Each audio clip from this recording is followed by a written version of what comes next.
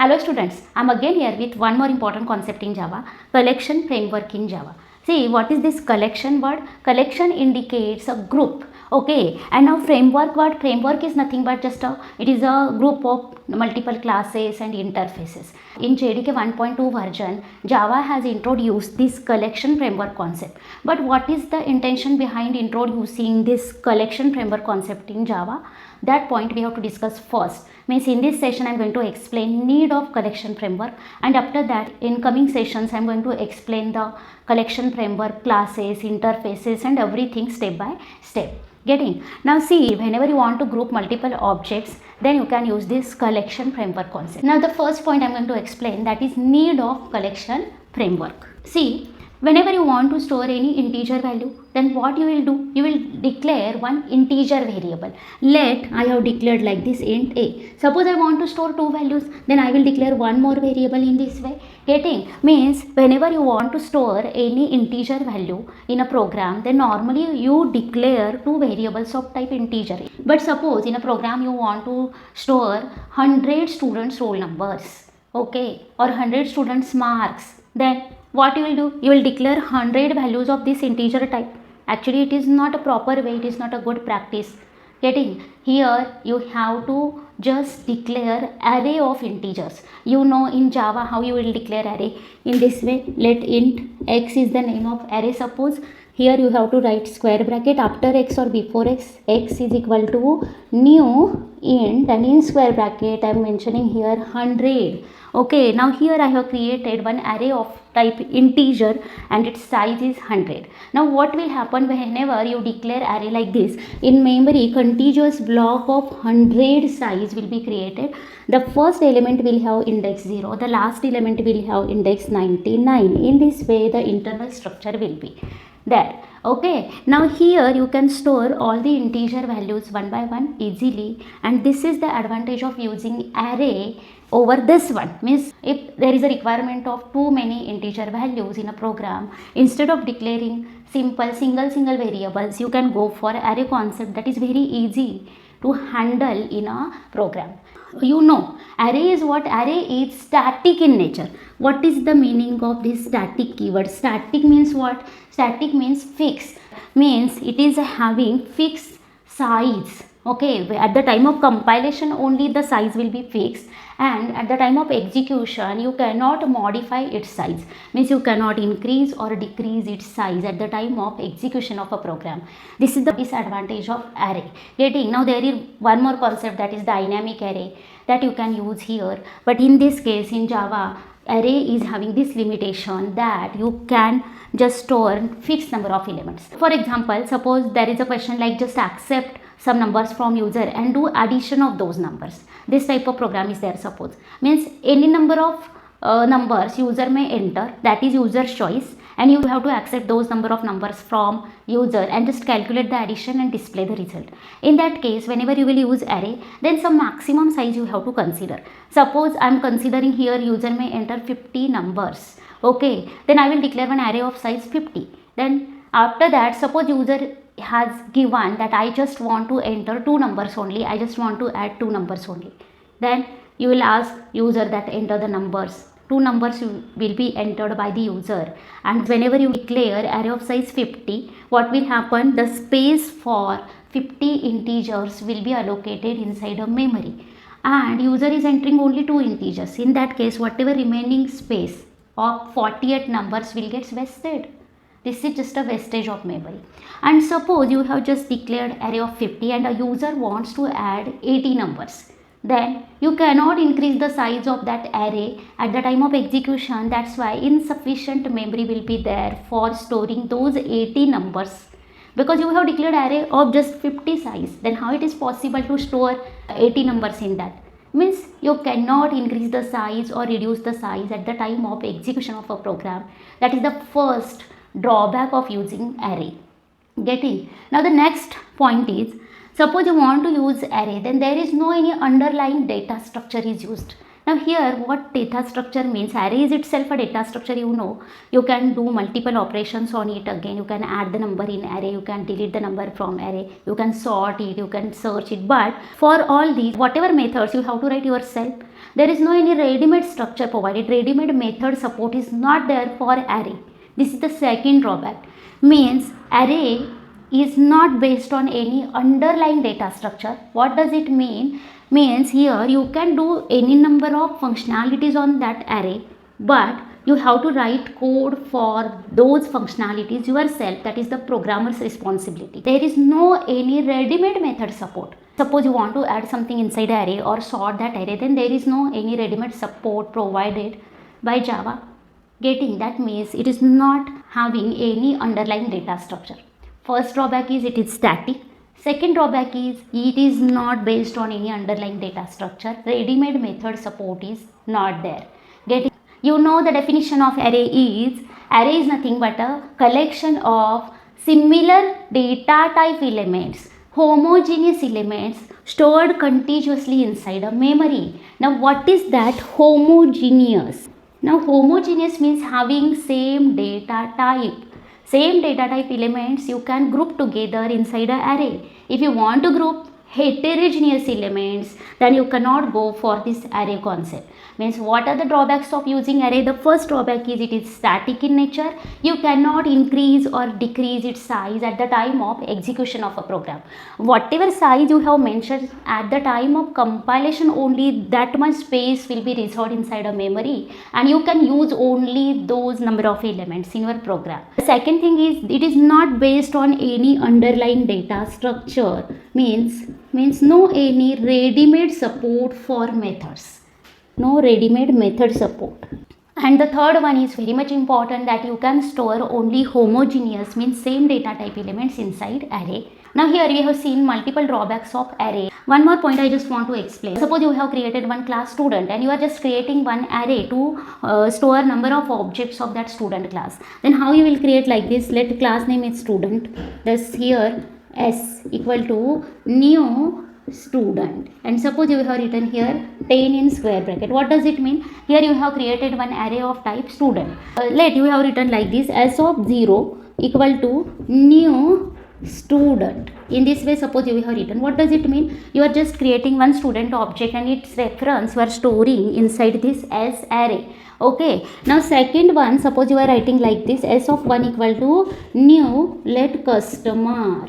Means see, these two objects are of different type. The first object is of type student, second one is of type customer. Then here data type mismatch is there because you are just trying to store the reference of customer objects inside student array. Then it is not allowed. This is totally wrong. You will get error here. Means array is not capable of holding the heterogeneous data. Getting means see, different data type objects you cannot store inside one single array. These are some drawbacks of array. The first one is array is static in nature. Second one is array can hold only homogeneous data. And third drawback is array is not having any underlying data structure. No any ready-made method support is there. See here, but there is one solution for resolving this problem. Here see, you have created one array of type student. Instead of that, suppose you are creating array of type object. Suppose this is the object type. Object is a base class for all classes present in Java. Now here you have created array of object type, then it is allowed. Now object is a base class present in Java. That is a base class for all classes, whatever you are creating or whatever built-in classes. Okay, whenever you create array of type object, then it is allowed, then it is possible. But this is not the good way. Means array is not capable of holding heterogeneous data. Because of these drawbacks, we can go for collection framework concept. And what is the difference between this array and collection framework? Those points I am going to discuss now. See, this collection is having, collection means what? Collection means whatever class is provided by this collection framework. For example, array list is there, linked list is there, hash set, linked hash set. Then there are some classes derived from map interface like hash map is there. Everything we will discuss in the next session. What is exactly this collection framework? What are different interfaces and classes inside this collection framework? That part I will explain in the next session. But before that, you must know what is the difference between array and collection. Here again the point may be difference between array and array list, difference between array and linked list. In this way, all these linked list, array list, these comes under this collection. Okay, now see, what is the first point is array in static in nature. You cannot increase or decrease its size at the time of execution of a program. Here first point is under collection means it is growable in nature. Growable means what? Changeable behavior is there. Means its size can be increased at the time of execution of a program. Okay, that is growable in nature. Now the second point is, array can store only homogeneous data in it, homogeneous, but collection can hold homogeneous as well as heterogeneous elements in it.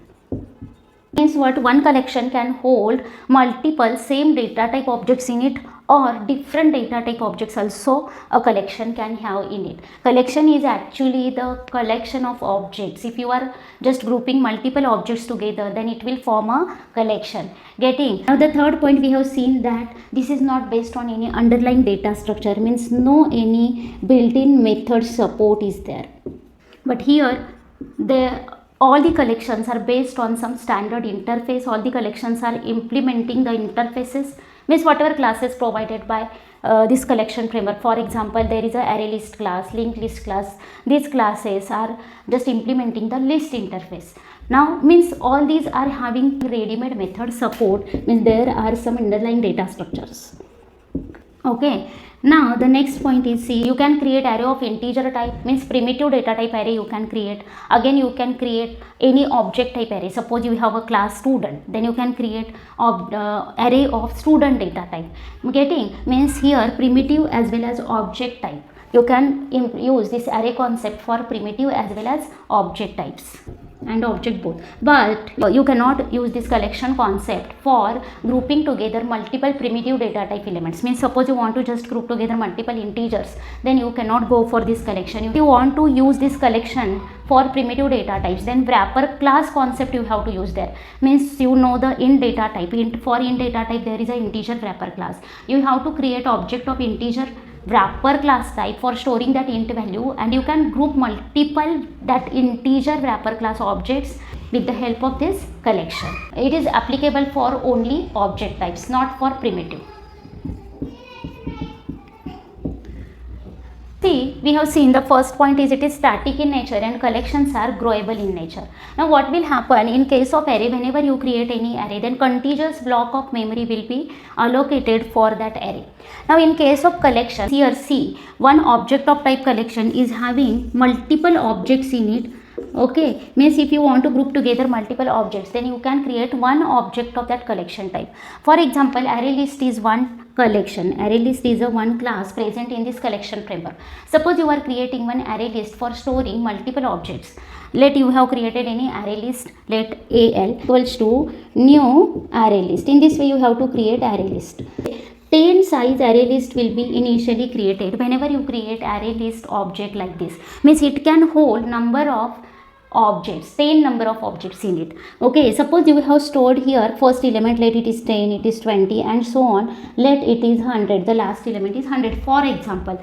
Now this one is the 10th element and you just want to add 11th element here, then it is allowed. But what will happen, a new array list will be created inside a memory and the 11th element will be inserted at this place, and which is having the big size than this array list. Okay, now all the elements whatever present previously in that array list will get copied here, and now here 100 suppose, and after that whatever 11th element you want to insert, that will be added. In this way the internal structure is there for array list. Now this is growable in nature, means what will happen here, suppose already there is one array list present and that is having a size of like 10,000. Okay, and it is having a capacity of storing 10,000 elements, but you just want to add one more element in that array list, 10,001th element. Then what will be done internally, a bigger array list will be created. All the 10,000 elements should be copied in that new list for only storing that one extra element. It is having this too much of overhead. Getting? This is nothing but growable nature, but this is the drawback of this growable nature. Getting? If you want to achieve speed, then array lists are not better. Okay, then you have to go for array. Means if you know the size in advance, then go for array, don't go for array list. Means if you are considering the efficiency, then arrays are better than the collection in case of efficiency. But as a memory point of view, arrays are not recommended if you don't know the memory requirement in advance. Okay, means with respect to memory, arrays are not recommended. Collection is recommended with respect to memory.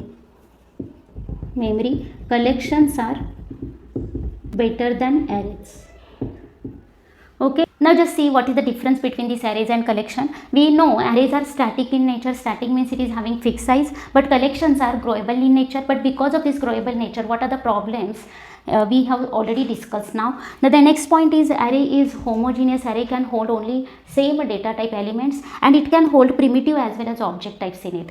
But collection can hold homogeneous as well as heterogeneous, means same data type elements or different data type elements you can group together with the help of this collection concept. But here all the elements of that collection should be in object form. Only primitive data type elements you cannot store directly inside any collection. Means suppose you want to store any integer, then it should be stored in the form of integer wrapper class object.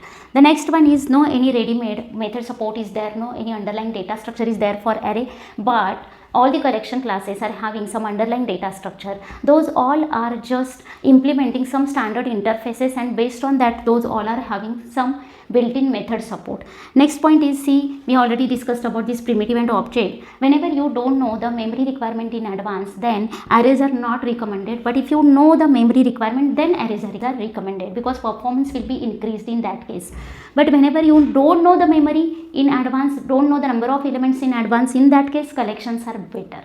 Getting? These are some differences between arrays and collection. Now one more point, why this collection framework introduced. For that I just want to explain the vector and hash table class. You see, this hash table and vector, these classes were present before this collection framework, and those we can use for again grouping together multiple objects. Then what is the need of introducing this collection framework again? That I am going to explain here. See, vector and hash table, these two classes were not means having any underlying data structure, not connected with each other. Whatever method support provided by this vector class, that is totally different. Whatever method support provided by this hash table, that is again totally different, and it is very hard to remember all these methods whatever related with this vector and hash table, and that's why this collection framework was introduced in JDK 1.2. Now one example I am giving here. Let I have created one vector class object like this vector. Let the type is integer. This is a wrapper class. V equals to new vector. In this way we have to create one object of vector class. Okay, again hash table class. For that we can create object like this hash table integer and string, means this is key value pair. Okay, integer comma string, let h equal to new hash table. Suppose we have created two objects of this. I just want to add element in this vector. Then what method we have to call? Like v dot add element. In this way we have to call the method to insert element in this vector. One more. Suppose I just want to add element inside this hash table object. Then I have to call like h dot. Here h capital, then we have to use capital again, h dot put, and here first one is key is 1 suppose, and here I am writing let java as a string. Means here see the method name is add element, here method name is hash table. Means those two classes are not having any common interface. Here sopln v dot element at 0. In this way you have to access the element present at 0th index from this vector class, and then it will be displayed. One value you will get there. And if you want to just display the value whatever present inside this hash table, then you have to use method like get, like h dot get, and here you have to give the key value. Okay, in this way. Means here see, so there is no any interconnection between this vector and hash table. There is no any standard data structure for this one. Means these two are not connected with each other. If you are using array, then you have to access the array element with the help of index. Using square bracket you have to create array, and here you are using the round bracket. See, this is just a confusing. Okay, and to avoid this and to just overcome these drawbacks, JDK 1.2 has introduced this better concept, that is collection framework. Next session I am going to start actual collection framework concept. Till that, take care. Bye bye. Thank you.